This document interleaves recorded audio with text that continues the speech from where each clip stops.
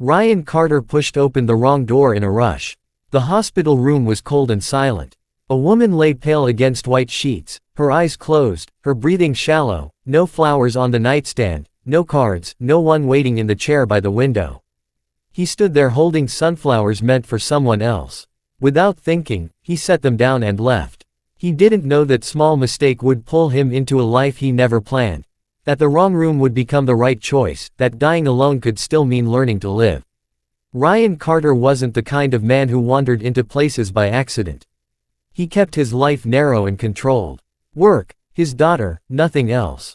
The hospital visit that afternoon was already pushing the limits of what he allowed himself. An old college friend had been admitted for surgery, and Ryan had promised to stop by. He didn't like hospitals. The smell alone brought back memories he'd buried 3 years ago. He parked in the visitor lot and walked through the automatic doors with a bouquet of sunflowers he'd picked up at the grocery store. The flowers felt ridiculous in his hands, too bright against the gray hallways. He checked the room number his friend had texted him. 3rd floor, room 314. He took the elevator up and stepped out into a corridor that smelled like disinfectant and something vaguely sweet he couldn't place. The hallway stretched out in both directions, identical doors on either side. He turned left, counted the numbers. 310,312. He stopped at the next door, nudged it open with his shoulder, and stepped inside. The woman on the bed didn't move. Her eyes were closed, her face so pale it nearly matched the pillowcase. Dark hair spread around her head like she'd been arranged that way. The room was quiet except for the soft beep of a monitor beside her. Ryan stood there confused, his brain catching up slower than it should have. This wasn't his friend. This wasn't even a man. He glanced at the door.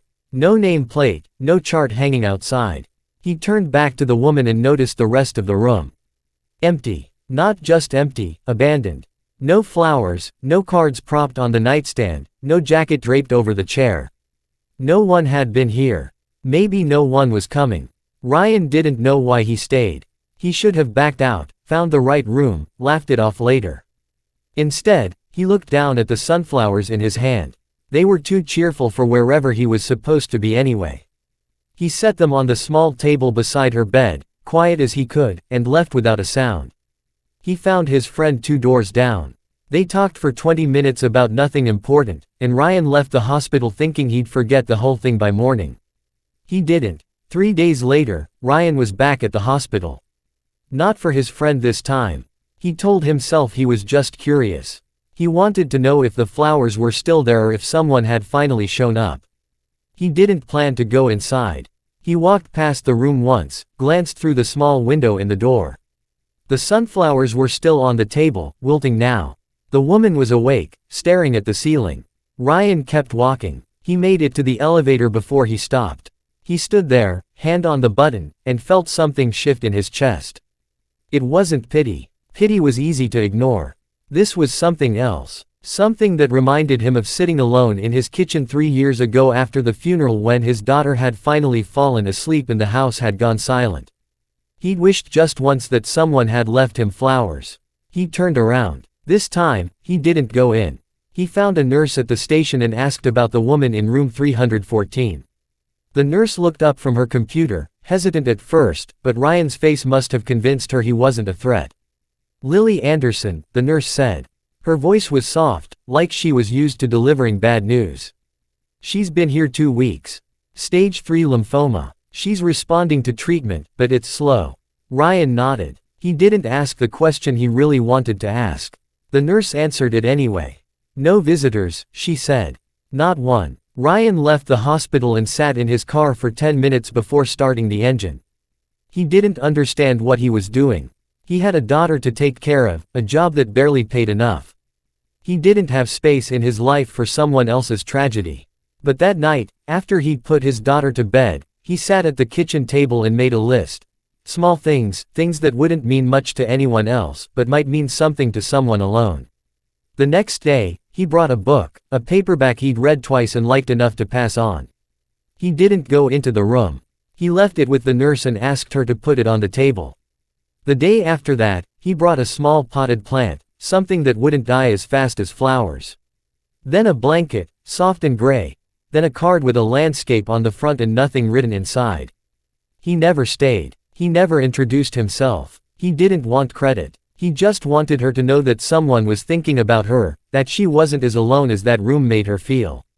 2 weeks passed. Ryan kept coming. He started to recognize the nurses, and they started to recognize him.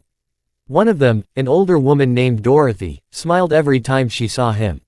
She never asked why. She just took whatever he brought and promised to leave it where Lily would see it. Ryan didn't know if Lily noticed. He didn't know if she cared. He told himself it didn't matter. But every time he walked away from that hospital, he felt a little less hollow. Then one afternoon, Dorothy stopped him before he could leave. She had a strange look on her face. Not worried. Exactly. More like she was holding back a secret. "She's asking about you," Dorothy said. Ryan frowned. "What do you mean?" "She wants to know who's been leaving things for her." Ryan felt his stomach tighten. He hadn't thought that far ahead. He hadn't planned for this to become real. "What did you tell her?" he asked. Dorothy shrugged. "I told her I didn't know your name, but she's getting better. You know, she's sitting up now, talking more. She might be discharged in a few weeks." Ryan nodded slowly. He didn't know what to do with that information. Part of him wanted to disappear before it got complicated. The other part, the part he didn't like to admit existed, wanted to meet her to see if the person matched the quiet image he'd built in his head. He didn't decide right away. He left the hospital and drove home, picked up his daughter from school, made dinner, helped with homework, normal life, safe life. But that night, lying in bed, he kept thinking about what Dorothy had said. She's getting better. He'd started this because she was alone. Because no one should go through something like that without knowing someone cared. But now she was asking questions.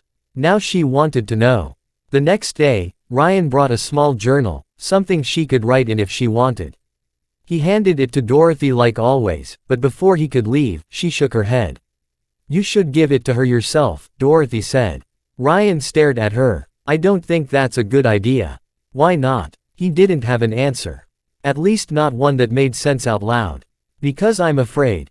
Because I don't know how to explain this, because I have a daughter and a life that doesn't have room for this kind of risk."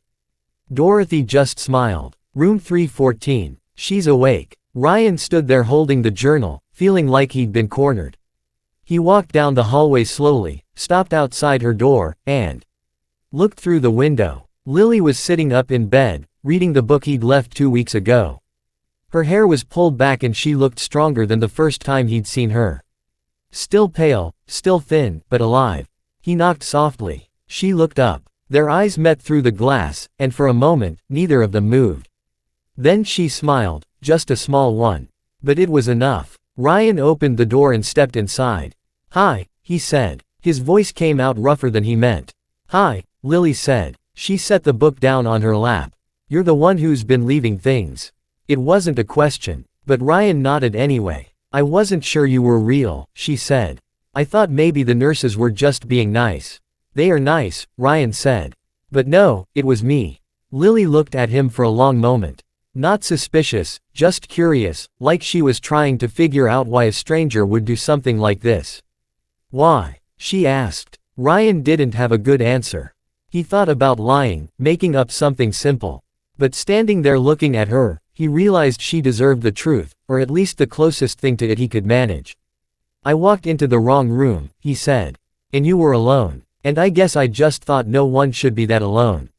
Lily's expression didn't change, but something in her eyes softened. She nodded once like she understood more than he'd said. "Thank you," she said quietly. Ryan held out the journal. "I brought this in case you wanted to write or draw or just have something to do." She took it from him, ran her fingers over the cover. "I used to write," she said. "Before all this. Maybe you still can," Ryan said. Lily looked up at him again, and this time she smiled a little wider. "Maybe." Ryan didn't know what else to say. He felt like he'd crossed a line he couldn't step back over. This wasn't anonymous anymore. This was real. And real meant complicated. "I should go," he said.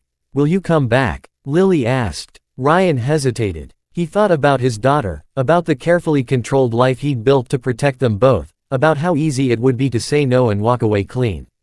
"Yeah," he said. "I'll come back." And he did. Ryan came back the next afternoon. He told himself it was just to check in, to make sure she was doing okay. But when he walked into her room and saw her sitting up with the journal open on her lap, he realized he'd been looking forward to it. That scared him more than he wanted to admit. Lily looked up and smiled. It was a small smile. Careful, like she wasn't sure how much energy to spend on it, but it was real. "You came back," she said. "I said I would," Ryan replied. He stood near the door, unsure whether to sit or stay standing. The chair by her bed felt too close, too personal. "You can sit," Lily said like she'd read his mind. "I don't bite." Ryan sat down. The room felt smaller with both of them in it.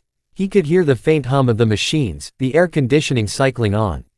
Lily closed the journal and set it aside. "I started writing again," she said. "Just a little. I forgot how much I missed it." "What do you write about?" Ryan asked. Lily looked out the window. "Things I notice, small things, like the way the light hits the wall in the morning or the sound of footsteps in the hallway. Things that remind me I'm still here." Ryan nodded. He understood that more than she knew.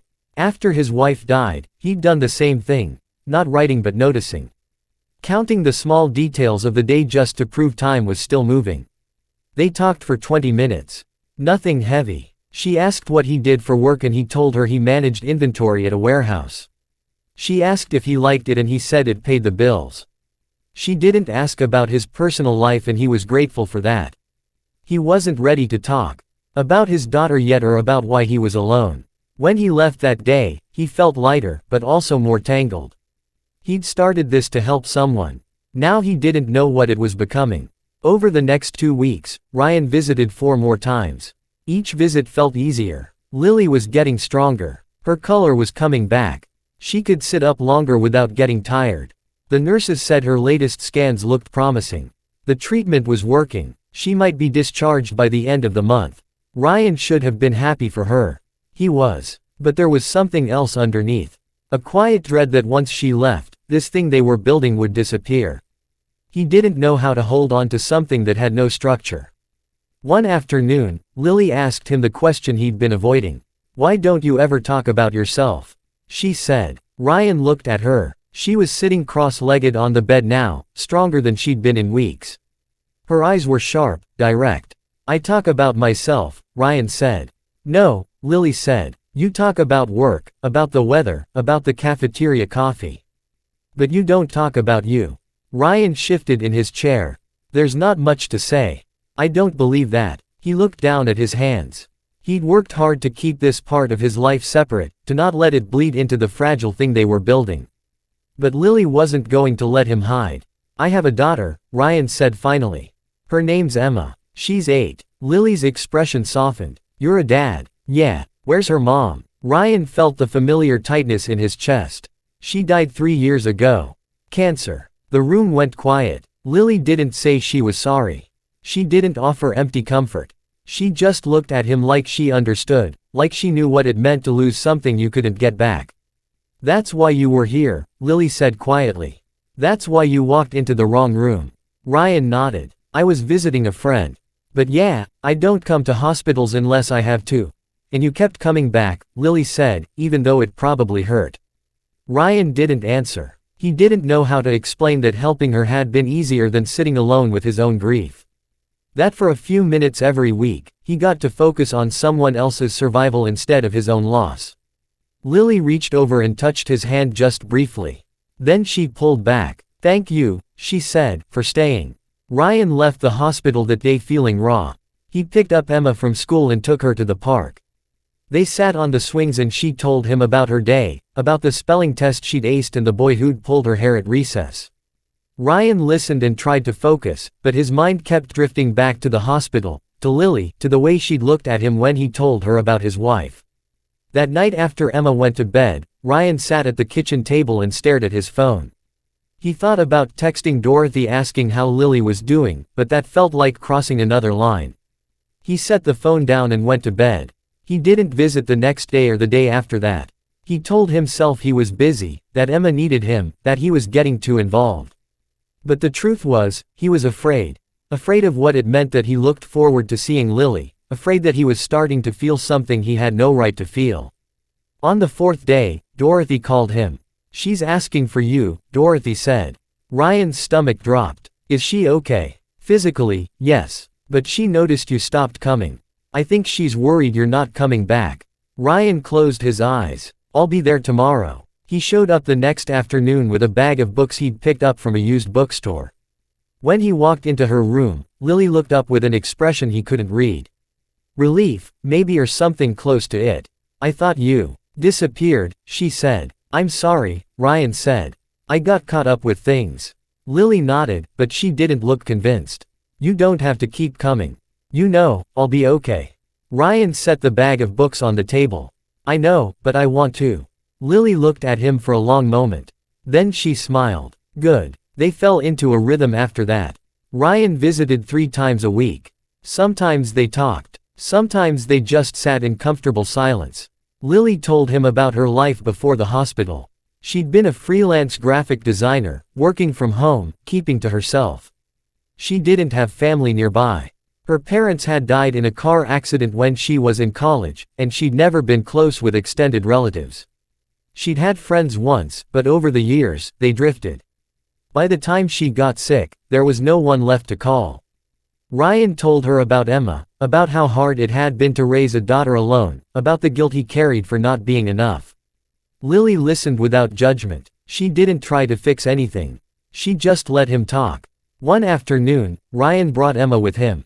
He'd been putting it off, but Emma had started asking questions. "Where do you go on Thursdays? Who are you visiting?" Ryan had run out of excuses. Emma walked into the hospital room with wide eyes, holding Ryan's hand. Lily smiled at her from the bed.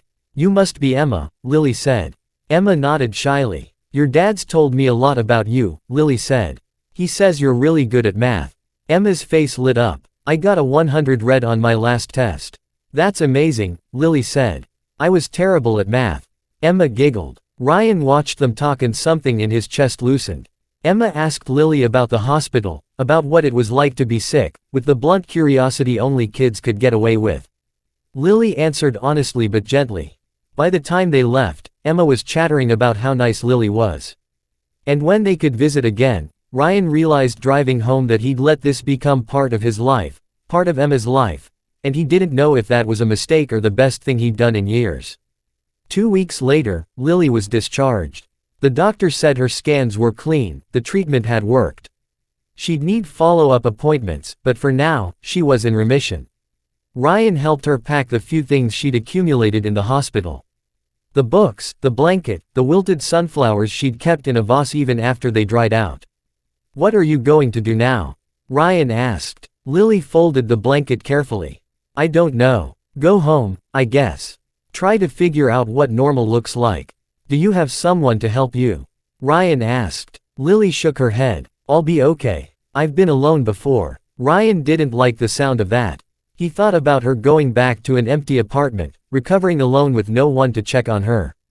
It felt wrong. "You have my number," Ryan said, "if you need anything."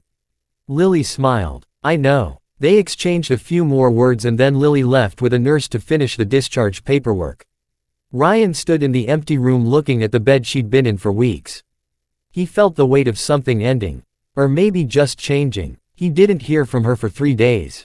Then she texted him. Just a short message. "Made it home. Thank you for everything." Ryan stared at the text for a long time before responding.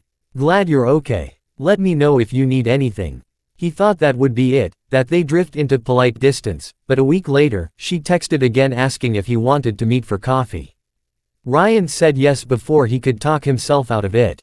They met at a small cafe near the hospital. Lily looked different outside the sterile room, healthier. Her hair was longer, pulled into a loose ponytail. She wore a sweater that was too big for her, but it made her look comfortable, real. They talked for an hour, about nothing, about everything. Lily told him she'd been working again, picking up small freelance projects. Ryan told her about Emma's upcoming school play. It felt normal, easy, like they'd known each other longer than a few months. When they said goodbye, Ryan felt something shift. This wasn't just kindness anymore.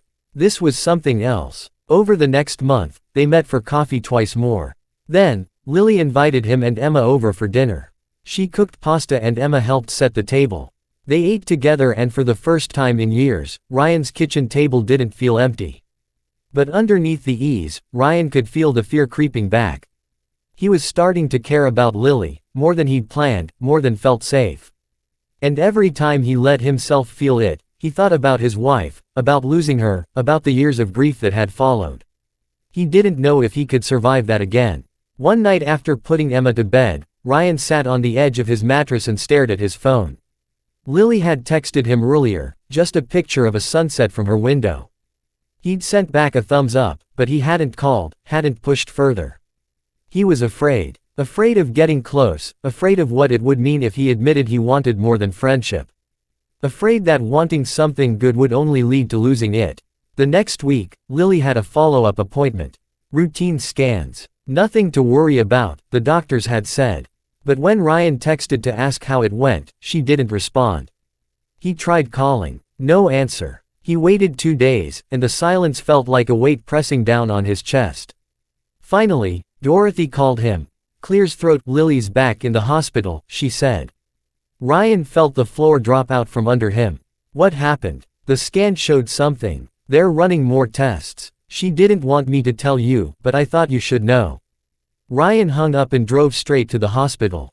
He found Lily in a different room this time, smaller. She was sitting on the bed, staring at the wall. When she saw him, her face crumpled. I thought it was over, she said. Her voice broke. I thought I was done. Ryan sat beside her and took her hand. He didn't have words. He didn't have answers. All he had was the choice to stay or leave. And for the first time in 3 years, he wasn't running. I'm here, he said. I'm not going anywhere. Lily looked at him and tears slid down her face. You should leave before this gets worse. Ryan shook his head. No, I'm going to be a burden, Lily said. I can't ask you to do this. You're not asking, Ryan said. I'm choosing. Lily closed her eyes and Ryan held her hand while she cried. He didn't know what would happen next. He didn't know if the scans would be bad or if this was just a scare. But he knew that walking away now would be the biggest mistake of his life. And he wasn't going to make it. The tests took 3 days. 3 days of waiting while Lily sat in that small hospital room and tried to pretend she wasn't terrified. Ryan came every day. He brought Emma once and she drew pictures at the foot of Lily's bed while Ryan sat in the chair and read out loud from a book Lily had mentioned liking. They didn't talk about the scans. They didn't talk about what would happen if the news was bad. They just existed in the same space. And somehow that was enough. On the 3rd day, the doctor came in with results. Ryan stood up to leave to give Lily privacy, but she reached for his hand and held it tight. The doctor looked between them, then sat down and opened the file. The scans are clear, the doctor said. Lily's grip on Ryan's hand loosened. She let out a breath she'd been holding for days. Ryan felt his own chest unclench. It was scar tissue, the doctor continued, from the original treatment. It showed up differently on this scan, which is why we flagged it. But there's no new growth. You're still in remission. Lily nodded, her eyes wet. She didn't cry. She just sat there absorbing the information like it was too big to process all at once. The doctor went over follow-up plans, scheduled another scan in 3 months, and left them alone. Ryan sat back down. Lily looked at him and for the first time since he'd known her, she looked angry. I can't keep doing this, she said. Ryan frowned. Doing what? Waiting for the next scare. Waiting to see if it comes back. I can't live like that. Ryan understood. He'd felt the same way after his wife died. The fear that every cough, every headache, every moment of fatigue meant something terrible was coming. It had taken him years to stop bracing for disaster. You don't have a choice, Ryan said quietly. You just have to live anyway. Lily looked at him and something in her expression softened. Is that what you did? No, Ryan said honestly. I shut down. I stopped living for a long time, but I'm trying not to do that anymore. Lily reached for his hand again, this time slower, more deliberate. Because of me. Ryan didn't answer right away. He thought about the past few months, about how helping her had pulled him out of the fog he'd been living in, about how she'd made him want something more than just surviving. Yeah, he said, because of you. Lily was discharged the next day. This time, Ryan drove her home. Her apartment was small and neat, filled with plants and books, and the kind of quiet that came from living alone for too long. Ryan helped her carry in the few things she'd had at the hospital. And when he set the bag down, Lily turned to him. "I don't want to be alone right now," she said. Ryan looked at her. She wasn't asking for anything specific, just presence, just someone to sit with while the fear settled. "I'll stay," he said. They sat on her couch and talked until it got dark. Lily told him about the years before she got sick, about the friends she'd lost touch with because she'd been too proud to ask for help, about the loneliness that had built up so slowly. She hadn't noticed until it was too late. Ryan told her about the months after his wife died, about how he'd barely kept it together for Emma, about how he'd convinced himself that being alone was safer than risking loss again. "But you're not alone anymore," Lily said. Ryan looked at her. "Neither are you." Something shifted between them in that moment. Not a declaration, not a promise, just an acknowledgement that they'd both chosen to stay when leaving would have been easier. Over the next few weeks, Ryan and Lily fell into a new rhythm. He still visited, but now it wasn't about checking on a patient. It was about spending time with someone who understood him, someone who'd seen him at his most vulnerable and hadn't run. Emma started calling Lily by name instead of Dad's friend. Lily started keeping extra snacks in her apartment for when Emma came over. One Saturday afternoon, Emma asked Lily if she wanted to come to her school play. Lily looked at Ryan, uncertain, and he nodded. Lily said yes. She sat in the audience between Ryan and an empty seat that used to belong to his wife. And when Emma came on stage dressed as a tree, Lily clapped louder than anyone. After the play, they went out for ice cream. Emma ordered chocolate with sprinkles and talked non-stop about the performance. Lily listened with the kind of attention that made Emma glow. Ryan watched them and realized something he'd been avoiding for months. He was falling for her. Maybe he already had. That night, after Emma went to bed, Ryan sat on his porch and called Lily. "Hey," she said when she picked up. "Everything okay?" "Yeah," Ryan said, "I just wanted to hear your voice." There was a beat of silence. Then Lily laughed softly. "You saw me 3 hours ago." "I know." Another silence. This one felt different, heavier. "Ryan," Lily said carefully. "What are we doing?" Ryan looked out at the dark street. "I don't know, but I don't want to stop." "I'm scared," Lily said. "Me, too." "What if it comes back?" Lily asked. "What if I get sick again and you're stuck with me?" Ryan's chest tightened. "Then I'm stuck with you." "That's not fair to you," Lily said. "Or to Emma." "Let me decide what's fair," Ryan said. Lily went quiet. Ryan could hear her breathing on the other end of the line. "I care about you," Ryan said. "I didn't plan to, but I do. And I'm not walking away because you're scared. I'm scared, too. But I'd rather be scared with you than safe and alone." Lily's voice cracked when she spoke. "I don't know how to do this." "Neither do I," Ryan said. "But we'll figure it out." They stayed on the phone for another hour talking about nothing and everything. When they finally hung up, Ryan felt lighter than he had in years. The next morning, Lily showed up at his door. She looked nervous, her hands tucked into the pockets of her jacket. "I want to try," she said. "I want to try this with you." Ryan smiled. "Okay, but I need you to know that I might mess this up."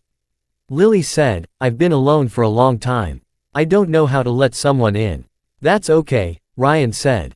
"We'll figure it out together." Lily stepped forward and kissed him. It was soft and tentative, like she was testing whether this was real.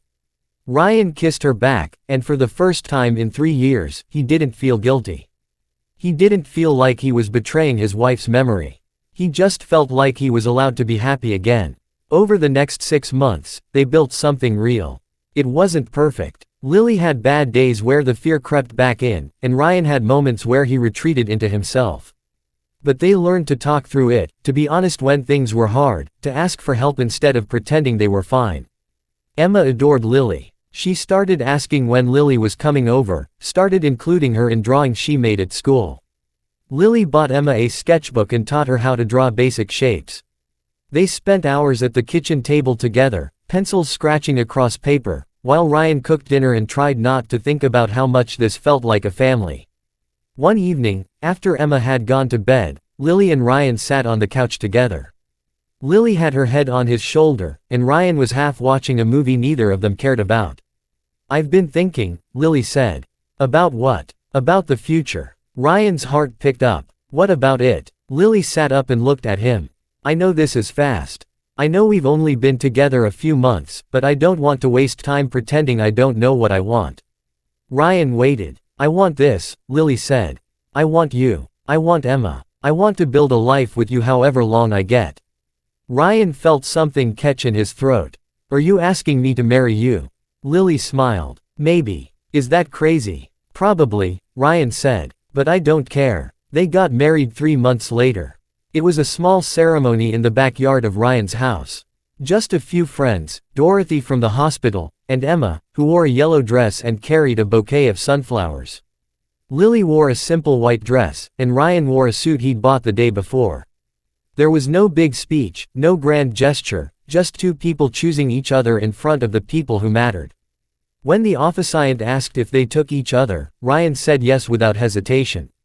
Lily said yes with tears in her eyes. Emma clapped so loud everyone laughed. After the ceremony, they cut a small cake and ate on paper plates in the grass. Emma ran around with the other kids and Lily leaned against Ryan's shoulder. I never thought I'd get this, Lily said quietly. Me neither, Ryan said. Do you think it'll last? Lily asked. Ryan looked at her. I think we'll fight for it. And that's enough. Lily kissed him, and Ryan wrapped his arms around her. He didn't know what the future held. He didn't know if the cancer would come back or if they'd have 50 years together or 5, but he knew that walking into the wrong room had been the best mistake of his life. Because sometimes the wrong turn leads you exactly where you're supposed to be. Sometimes kindness doesn't need a reason. Sometimes love isn't about perfect timing or perfect people. It's about choosing to stay when it would be easier to leave. It's about showing up day after day, even when you're scared. Ryan had spent 3 years running from the possibility of loss.